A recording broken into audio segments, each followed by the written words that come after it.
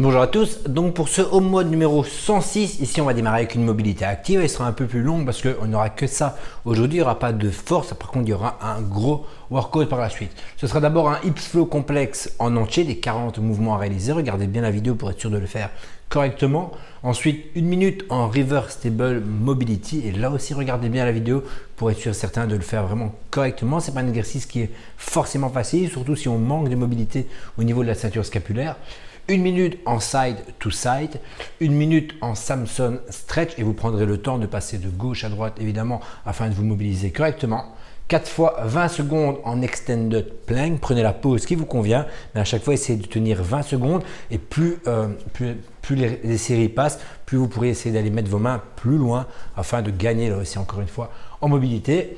Les 27 squats de Jamie Tikkanen, donc regardez bien la vidéo, c'est 27 squats à réaliser. En réalité, vous avez 9 squats différents avec 3 positions de pied à chaque fois et 15 stretch push-up où vous passerez 3 secondes de pause au top de votre mouvement. Le workout aujourd'hui, alors évidemment il est basé sur le workout Arbre de Noël où vous avez 12 mouvements à réaliser et le workout est très simple. On fait d'abord une rep sur le premier mouvement, ensuite 2 reps sur le deuxième et on revient au premier 1 rep, 3 reps sur le troisième, 2 reps, 1 rep, 4, 3, 2, 1 et ainsi de suite, ainsi de suite, ainsi de suite. Et donc le premier mouvement ce sera un strict handstand push-up, celui-là vous le ferez donc 12 fois, vu qu'il y a 12 mouvements, vous avez 12 tours à réaliser. Ensuite 2 devil press avec une charge plus ou moins légère, en tout cas ce que vous avez à disposition pour les faire, ça peut être à une main ou à deux mains. 3 snatch ou ground to overhead, ça dépend ce que vous avez à disposition. 4 c'est 40 double under, 5 keeping handstand push-up, 6 thruster, 7 pull-up, 8 burpees, 9 jumping squat, 10 V-up, 11 box jump et on terminera avec 12 push-up and dips. Celui-là, vous ne le ferez évidemment qu'une seule fois vu que c'est le premier mouvement du 12e tour.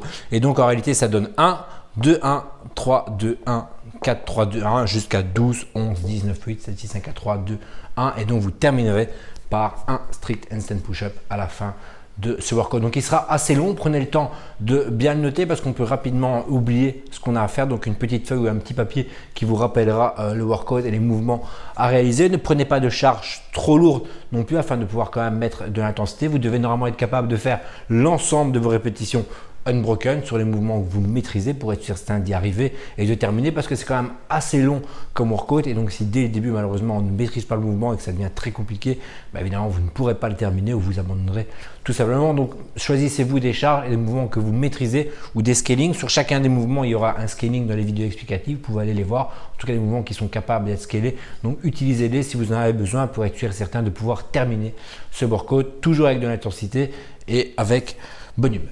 On en restera là pour aujourd'hui. Ce sera déjà un très bon workout pour le 106 et on se reverra vendredi pour le workout du 26.